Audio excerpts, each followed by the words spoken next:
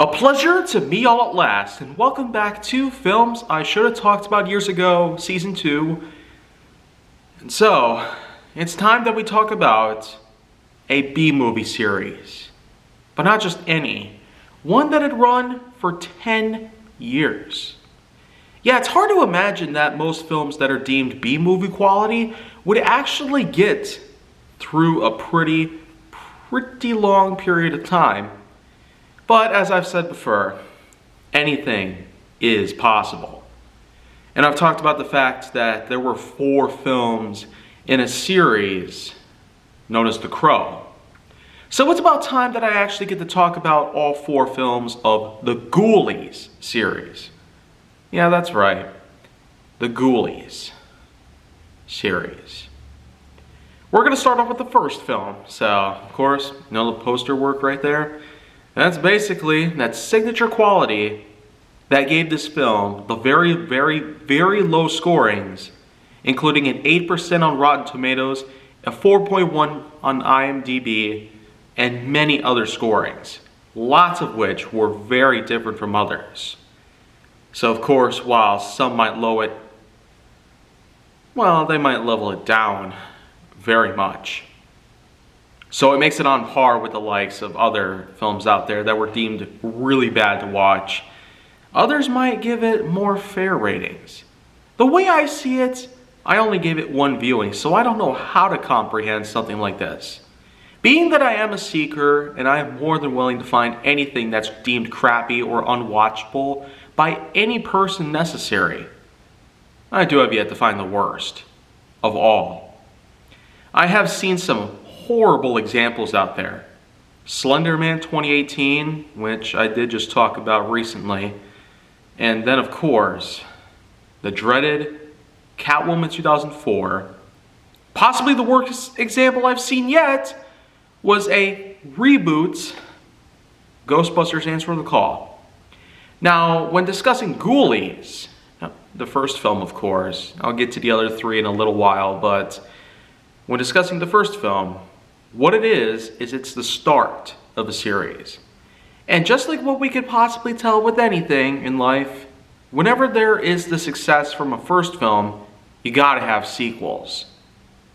Most of the time, that's exactly what happens. In this case, we have a film that centers on a young child who nearly gets killed by his own father. A satanic ritual takes place inside an old house. This same house would in fact become an inheritance package to the young boy who's now fully grown, Jonathan Graves, who is in fact out and about partying with all of his friends and out having a great life out there like most of us grown individuals. In this exact scenario though, what we get to see is not only does this one person get a hold of a house that he used to be a part of in his childhood, but he actually brings his friends along, a bit of a welcome letter, to allow people inside his new home, and most importantly, to ensure that the place is deemed much more suitable for living, as opposed to what happened in his childhood. He is accompanied by lots of people, including Uncle Ned.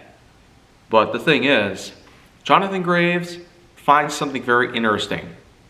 This exact ritual that was used against him when he was a baby is supposedly something that he became obsessed with. He wanted to find out the effects of this exact ritual himself. And in doing so, or at least when he first tried to do this, he tried to bring his friends along, and even though they were able to set up everything and get everything done right according to an old book that gives you the instructions on how to perform the ritual correctly, it did not seem like it would work at first. But little did they know, the old time delayed reaction cliche kicks into effect, and as such what happens is that we get ourselves a bit of a ripoff of the Gremlins. Of course. This film came out only a year after Gremlins in 1985.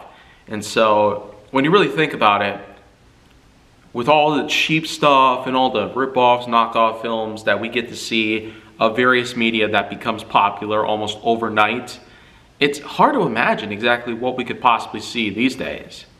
Yet, lots of people are willing to try and bank on the success of various films in general. If you remember one specific case that happened with Pixar where their film Onward actually got directly ripped off, known as Homeward. And this rip-off film was just the worst that could have possibly been done. And when you really think about it, a lot of these rip-off films, knockoff films, many of them actually get away with it nowadays. Is there no longer an enforcement to this? Well, anyways, even though Jonathan Graves did not think that his plan of using the same ritual to try and bring back what could have come up when he was a child. When he tried to do it, it didn't work, of course. But little creatures called Ghoulies come up. But of course, it's just as you'd probably expect with Gremlins. The Ghoulies come up, cause havoc of all sorts, terrorize the main characters. A lot of people are critically endangered to the point where it's just Jonathan himself, practically on the brink of his own collapse because of something that he did. In the same way that what happened in Gremlins when Nick basically let little Gizmo get soaked and all of his little clones got fed after midnight. At the very end of the film, Gremlins, well, the main antagonist known as Stripe gets killed by sunlight. In this situation, we see something vaguely similar. The last ghoulie gets killed off. Easily. And in a somewhat anticlimactic way compared to Gremlins. Because there, it was at least explainable and therefore justifiable when it happened. In this case, probably not so much. So, when you really think about it, B-movie quality stuff of all sorts has been running dry in recent years. While they might catch on almost like wildfire in many ways possible, it's certainly not like what had happened with the Trolls films. The cheap Italian knockoff film known as Trolls, and then with the sequel, Troll 2. The Troll 1 and Troll 2 were basically meme material for all time. Especially with that one famous moment that happened in Troll 2 where a guy notices the Nilbogs eating somebody alive. So, you'd be more than willing to guess exactly what happens next.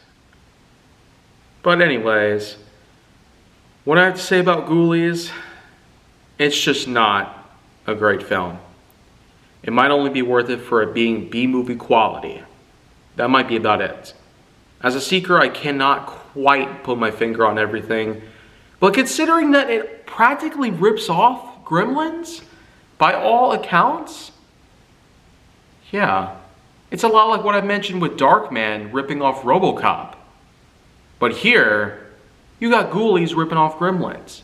And this came out a full year after Gremlins. So, not quite a surprise, right? Well, anyways, there's not quite much else here I could possibly point out. My official scoring for this will be 3.4 out of 10. Pretty low, so there's plenty of room for improvement. They could do a lot more effort into this. I will be discussing the 3 sequels that followed through with this, and I am more than sure that they're going to suck, by all means. So if you want to see more, go down to my channel, then make sure that you like, subscribe, comment, follow me on social media, and stay on the Hollywood side.